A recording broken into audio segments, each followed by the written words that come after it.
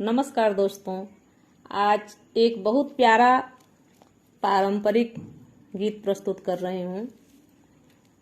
लड़का जब शादी करने के लिए जाता है तो उसमें एक रस्म होती है, माँ के द्वारा दूल्हे को अंतिम बार दूध पिलाया जाता है। उस वक्त जो गीत गाते हैं उसको आज मैं सुना रही हूँ। आप लोग सुनिएगा और कमेंट करके बताइएगा कि गीत कैसा लगा।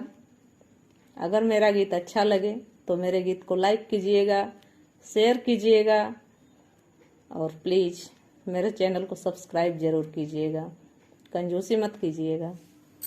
तो आइए सुनते हैं।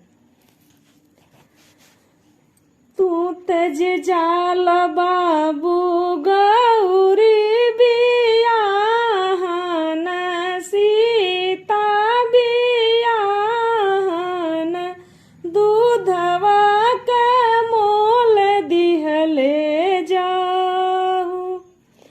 तू तज जाल बाबू गौरी बियाहन गौरी बियाहन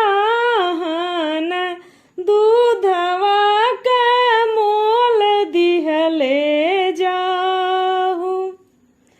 गैया भैसिया दूधवा तालवा भरवती पोखरवा भरवती।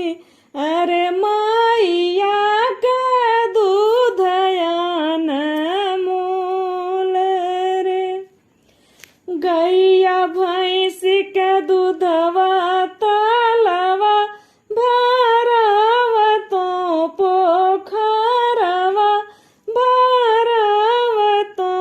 अरे मैया के दूधयान मोल हो। गौरा के जब हम बियही के लवटब बियही के लवटब उहो होई है दासी तुहार हो। सीता के जब